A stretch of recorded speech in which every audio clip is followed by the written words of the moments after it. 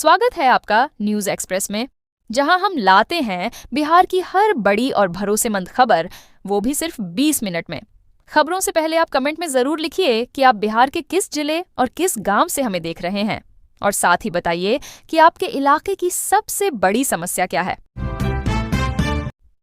बिहार दिवस पर पीएम मोदी का पत्र।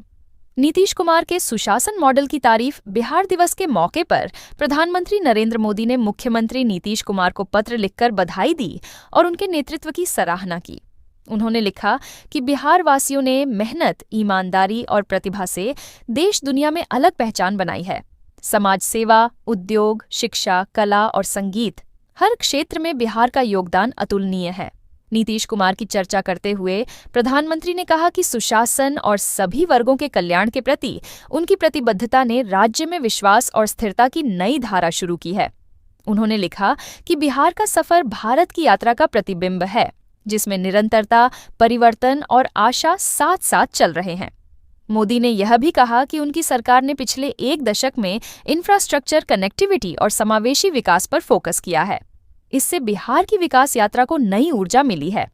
उन्होंने बताया कि प्रधानमंत्री आवास योजना से 40 लाख घर बने, उज्ज्वला योजना से 1.20 करोड़ परिवारों को गैस कनेक्शन मिला और किसान सम्मान निधि से किसानों को 30,000 करोड़ रुपए से अधिक की राशि सीधे खाते में भेजी गई। बिहार में मौसम का सितम। अररिया, किशनगंज समेत 6 जिलों में अलर्ट। बिहार में लगातार दूसरे दिन भी मौसम का मिजाज बदला रहा।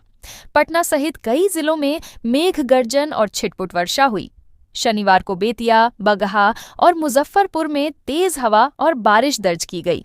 मौसम विभाग ने बताया कि पटना का अधिकतम तापमान 9 डिग्री गिरकर 24.7 डिग्री सेल्सियस हो गया। मौसम विज्ञान केंद्र पटना ने अररिया, किशनगंज, मधुबनी, शिवहर, सीतामढ़ी और सुपौल में 40 से 60 किलोमीटर प्रति घंटा की रफ्तार से हवा चलने और बारिश की चेतावनी जारी की है। 27 मार्च तक मौसम का मिला-जुला असर देखने को मिलेगा। मौसम में आए बदलाव से फसलों और फलों को नुकसान हुआ है। आम के मंजर और लीची प्रभावित हुई है, जबकि मक्का और गेहूं की तैयार फसलें भी क्षतिग्रस्त हुई हैं। किशनगंज में हवा की रफ्तार 70 किलोमीटर प्रति घंटा दर्ज की गई। समस्तीपुर के मोहिउद्दीन नगर में सर्वाधिक 75.4 मिलीमीटर वर्षा हुई। राजद की परंपरा टूटी, इफ्तार और ईद पर सन्नाटा। राज्यसभा चुनाव में पार्टी विधायक फैसल रहमान से मिले कथित धोखे के बाद राजद नेतृत्व सन्नाटे में है। यही वजह रही कि पार्टी के 3.5 दशक के इतिहास में पहली बार रमजान के दौरान इफ्तार पार्टी का आयोजन नहीं हुआ। इतना ही नहीं, परिवार के किसी सदस्य ने ईद मिलन से भी दूरी बनाए रखी। हर साल लालू परिवार की इफ्तार पार्टी में विभिन्न दलों के नेताओं का जुटान होता था, जिसे राजनीतिक मेल मिलाप का अहम मंच माना जाता था। लेकिन इस बार आयोजन न होने से विपक्षी एकजुटता पर सवाल उठने लगे हैं। तेजस्वी यादव ईद के मौके पर कोलकाता स्थित अपने ससुराल में थे, इसलिए न तो इफ्तार हुआ और न ही ईद मिलन। राजनीतिक जानकार इसे बदलते समीकरणों का संकेत मान रहे हैं। वहीं पार्टी के वरिष्ठ नेताओं का कहना है कि लालू प्रसाद यादव ने स्वास्थ्य कारणों से दूरी बनाई और तेजस्वी यादव ने राज्यसभा चुनाव में मिले झटके के कारण आयोजन में रुचि नहीं दिखाई। कार्यकर्ताओं में मायूसी है और विरोधी दल इस पर सवाल उठा रहे हैं। गैस की किल्लत के बीच राहत। पटना में पीएनजी कनेक्शन का रास्ता साफ। राजधानी पटना में piped natural gas PNG connection लेने की राह अब आसान हो गई है। नगर विकास एवं आवास विभाग ने बड़ा निर्णय लिया है कि अब गली मोहल्लों में पाइपलाइन बिछाने के लिए नगर निगम की एनओसी का इंतजार नहीं करना पड़ेगा। यदि आवेदन देने के 24 घंटे के भीतर अनुमति नहीं मिलती है, तो संबंधित एजेंसी स्वतः ही काम शुरू कर सकेगी। इस फैसले से 2 दर्जन से अधिक इलाकों में पीएनजी कनेक्शन का काम तेजी से आगे बढ़ेगा। पहले मुख्य सड़कों पर पाइपलाइन होने के बावजूद मोहल्लों में कनेक्शन देने में देरी होती थी। अब लोगों को एलपीजी सिलेंडर पर निर्भरता कम करनी होगी। महुआ बाग, धन्नौत, सिद्धेश्वर नगर, रूपसपुर नाला पर, त्रिशूल विहार, लोहिया पथ, रामनगरी, एजी कॉलोनी और आकाशवाणी रोड जैसे इलाकों में पहले से नेटवर्क मौजूद है। इस फैसले से समय और प्रक्रिया दोनों में पारदर्शिता आएगी और आम लोगों को राहत मिलेगी। युद्ध का 23वां दिन। ईरान का इजरायल पर विस्फोटक वार। ट्रंप का अल्टीमेटम अमेरिका, इजरायल और ईरान के बीच जंग का 23वां दिन है। रविवार सुबह ईरान ने इजरायल पर बड़ा हमला किया और 4 बैलिस्टिक मिसाइलें दागीं। टाइम्स ऑफ इजरायल की रिपोर्ट के अनुसार इस हमले में 300 से ज्यादा लोग घायल हुए हैं, जिनमें बच्चे भी शामिल हैं। ईरान लगातार इजरायल पर हमले कर रहा है। शनिवार रात को भी उसने डिमोना और अराद शहरों को निशाना बनाया, जहां इजरायल का बड़ा न्यूक्लियर प्लांट मौजूद है। इजरायल और अमेरिका भी मिलकर ईरान पर हमला कर रहे हैं, लेकिन ईरान पलटवार कर रहा है। इस बीच अमेरिकी राष्ट्रपति डोनाल्ड ट्रंप ने ईरान को 48 घंटे का अल्टीमेटम दिया है।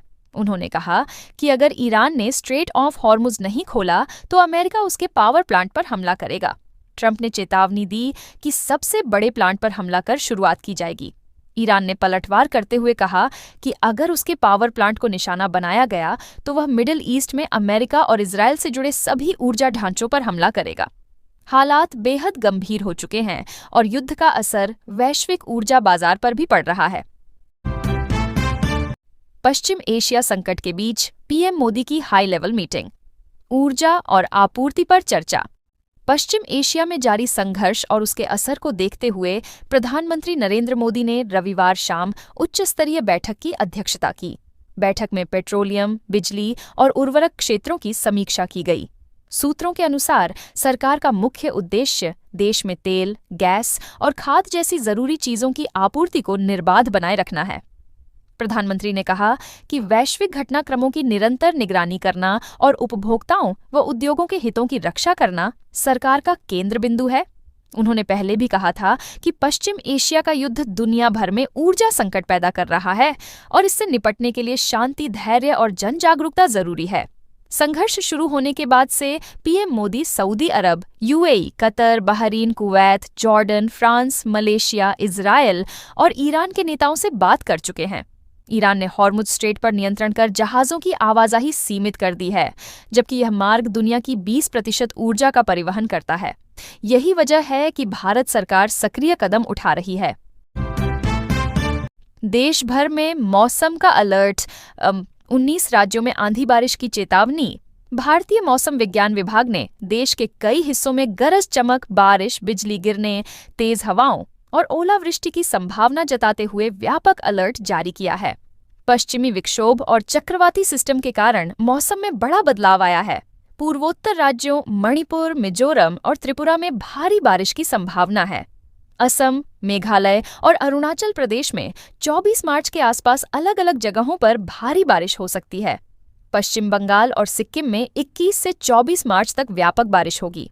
गंगीय पश्चिम बंगाल में हवाओं की रफ्तार 80 किलोमीटर प्रति घंटा तक पहुंच सकती है, जबकि ओडिशा में 70 किलोमीटर प्रति घंटा की हवाएं और ओलावृष्टि की आशंका है। दक्षिणी राज्यों में उमस के साथ हल्की बारिश होगी।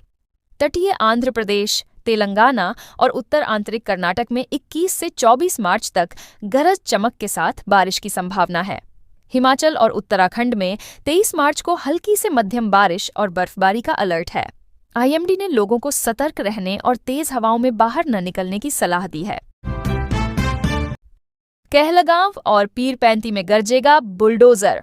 NH 80 निर्माण में आएगी तेजी। भागलपुर में नेशनल हाईवे 80 की सड़क परियोजना की प्रगति का जायजा लेने पहुंचे।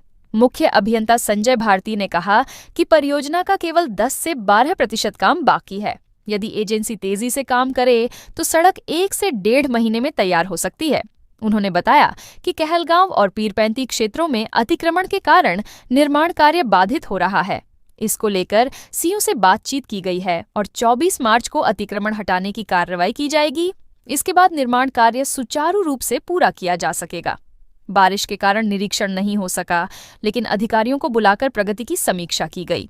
मुख्य अभियंता ने कहा कि सड़क निर्माण में तेजी लाने के लिए एजेंसी को निर्देश दिए गए हैं। सीएम नीतीश के लिए कोलकाता से आए पौधे।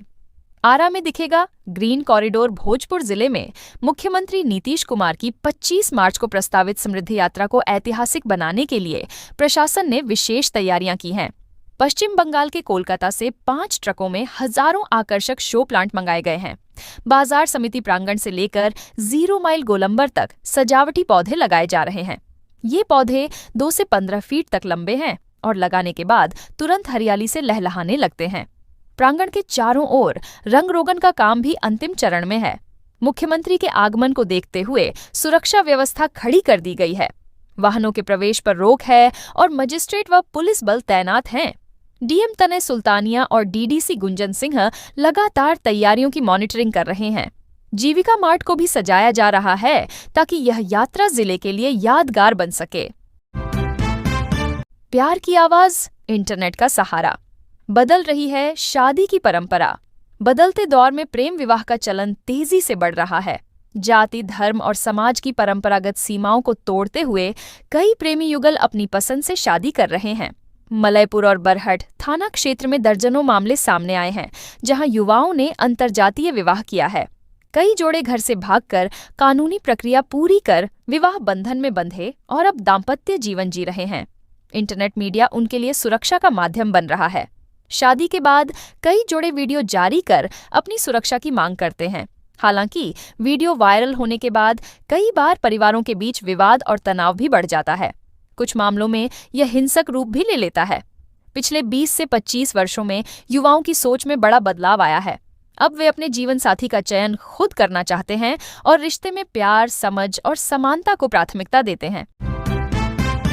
लखीसराय की 11 ग्रामीण सड़कों का शिलान्यास, 96 करोड़ से बदलेगी सूरत। समृद्धि यात्रा के दौरान मुख्यमंत्री नीतीश कुमार ने लखीसराय जिले में 11 ग्रामीण सड़कों का शिलान्यास किया। करीब 52 किलोमीटर लंबाई की इन सड़कों पर 96 करोड़ 26 लाख रुपए खर्च होंगे। इन सड़कों की हालत काफी खराब थी, जिससे ग्रामीणों को आवागमन में कठिनाई होती थी।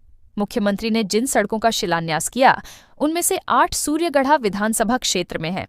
प्रमुख परियोजनाओं में कवादपुर से NH80 तक 5.7 किलोमीटर सड़क, गोपालपुर से रमलबीघा तक 2.6 किलोमीटर सड़क, खावाराजपुर से शिवनगर तक 4.6 किलोमीटर सड़क और बढ़िया से गौड़घाट पुल तक 9.2 किलोमीटर सड़क शामिल है। इन सड़कों के बनने से ग्रामीणों को आवागमन में सुविधा होगी और स्थानीय अर्थव्यवस्था को भी मजबूती मिलेगी। मुख्यमंत्री ने कहा कि ग्रामीण कार्य विभाग जल्द ही निर्माण कार्य शुरू करेगा और यह परियोजना जिले के विकास की दिशा में महत्वपूर्ण कदम साबित होगी। मधुबनी पेंशनधारकों के लिए अलर्ट। 31 मार्च तक जीवन प्रमाणीकरण अनिवार्य जिला सामाजिक सुरक्षा कोषांग ने सभी पेंशनधारियों को निर्देश दिया है कि वे 31 मार्च 2026 तक जीवन प्रमाणीकरण कराएं।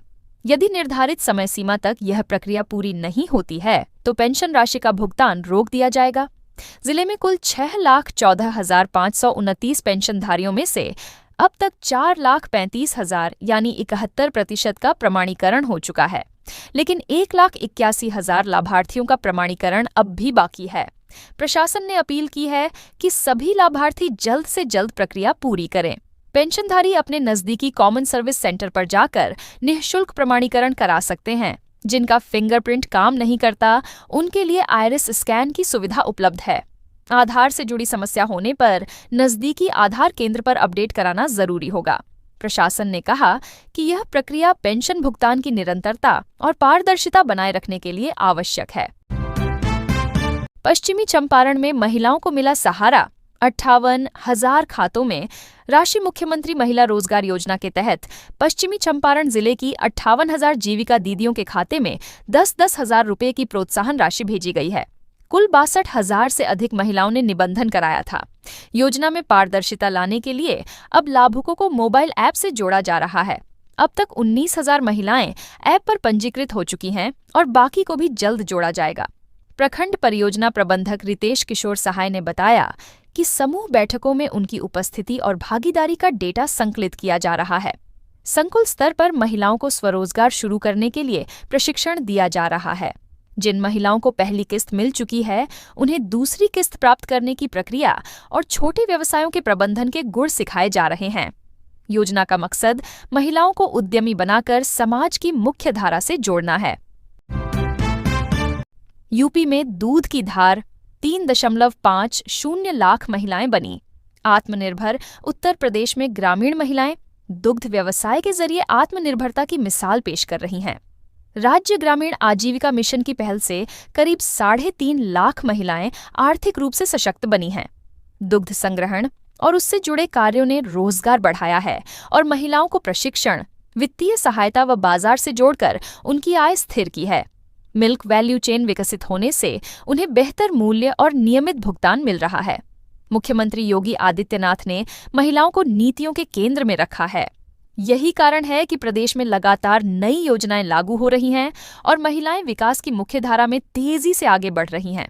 दुग्ध व्यवसाय ने गांवों में बड़े स्तर पर रोजगार सृजन किया है और यह बदलाव केवल आर्थिक नहीं बल्कि सामाजिक परिवर्तन की नींव भी बन गया है। बिहार दिवस पर मोदी शाह का संदेश। आपातकाल की याद दिलाकर कही बड़ी बात। बिहार दिवस के मौके पर प्रधानमंत्री नरेंद्र मोदी और केंद्रीय गृह मंत्री अमित शाह ने इंटरनेट मीडिया प्लेटफॉर्म एक्स पर शुभकामनाएं दी। पीएम मोदी ने बिहार की सांस्कृतिक विरासत और ऐतिहासिक गौरव को रेखांकित करते हुए लिखा कि यह प्रदेश भारतीय विरासत को भव्यता और दिव्यता प्रदान करता है और आज प्रगति के नए अध्याय गढ़ रहा है। उन्होंने विश्वास जताया कि विकसित बिहार के साथ विकसित भारत का संकल्प साकार होगा।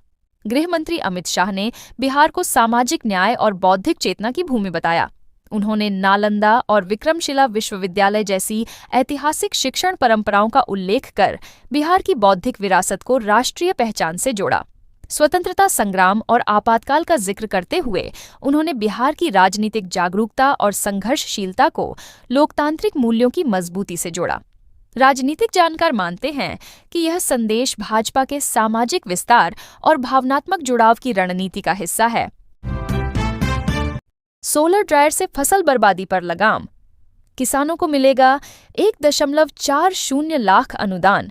बिहार सरकार किसानों की फसल कटाई के बाद प्रबंधन को सशक्त बनाने के लिए सोलर क्रॉप ड्रायर योजना लेकर आई है। टमाटर, प्याज, मिर्च, फूल गोभी, करेला, मशरूम और हल्दी जैसी फसलों को सुरक्षित रखने के लिए यह तकनीक कारगर साबित होगी। 100 किलो क्षमता वाले सोलर ड्रायर की लागत 3.5 लाख रुपये है, जिस पर सरकार 1.40 लाख रुपये का अनुदान दे रही है। नियंत्रित तापमान पर फसल सुखाने से उसका रंग, स्वाद और सुगंध बरकरार रहता है। इससे 30 से 40% तक फसल की बर्बादी रोकी जा सकती है। किसान अब कम दाम पर फसल बेचने को मजबूर नहीं होंगे। वे फसल को सुरक्षित रखकर उपयुक्त समय पर अधिक कीमत पर बेच सकेंगे। यह तकनीक महिला स्वयं सहायता समूहों और ग्रामीण युवाओं के लिए स्वरोजगार का बड़ा अवसर है। छोटे प्रसंस्करण केंद्रों के जरिए गांवों में ही रोजगार के नए अवसर पैदा होंगे और ग्रामीण अर्थव्यवस्था को मजबूती मिलेगी। टप्पेबाज गिरोह की 5 महिलाएं गिरफ्तार। गोरखपुर महाराजगंज की औरतें शामिल लखनऊ अयोध्या हाईवे पर पुलिस ने महिलाओं के एक टप्पेबाज गिरोह को पकड़ लिया। इस गिरोह में गोरखपुर, महाराजगंज और संत कबीर नगर की 5 महिलाएं शामिल थीं। इनके पास से चोरी के जेवरात और 1.13 लाख रुपए बरामद किए गए। पुलिस ने बताया कि यह गिरोह बस अड्डे, रेलवे स्टेशन और भीड़भाड़ वाले बाजारों में महिलाओं को निशाना बनाता था। ई-रिक्शा और बसों में सवारियों से मौका पाकर पर्स और जेवरात चोरी कर लेते थे। पिछले 3 महीनों में नगर क्षेत्र में 4 मुकदमे दर्ज हुए थे, जिनका राजफाश हुआ है। गिरफ्तार महिलाओं में गोरखपुर की ऊषा, कैंपियरगंज की पिंकी, संत कबीर नगर की सुनीता और रजकला तथा महाराजगंज की राधिका शामिल हैं।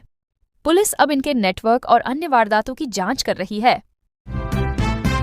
गलत तरीके से सोना ला रहा झुर्रियां, जानिए कौन सी पोजीशन है। सही एस्थेटिक सर्जरी जर्नल में प्रकाशित रिसर्च के अनुसार सोने की गलत पोजीशन चेहरे पर झुर्रियों का कारण बन सकती है। जब हम करवट या पेट के बल सोते हैं तो चेहरे और तकिए के बीच लगातार दबाव और रगड़ से त्वचा पर कंप्रेशन, टेंशन और शियर फोर्स काम करते हैं। कम उम्र में स्किन की इलास्टिसिटी इसे संभाल लेती है, लेकिन 30 की उम्र के बाद कोलेजन कम होने से ये स्लीप लाइंस झुर्रियों में बदल जाती है। पेट के बल सोना सबसे हानिकारक माना गया है। इससे पूरे चेहरे पर दबाव पड़ता है और आंखों के नीचे सूजन भी आती है। करवट लेकर सोने वालों के चेहरे के एक हिस्से पर ज्यादा गहरी रेखाएं दिखने लगती हैं। वहीं पीठ के बल सोना सबसे सुरक्षित है, क्योंकि इसमें चेहरा तकिए के संपर्क में नहीं आता और झुर्रियों का खतरा कम हो जाता है।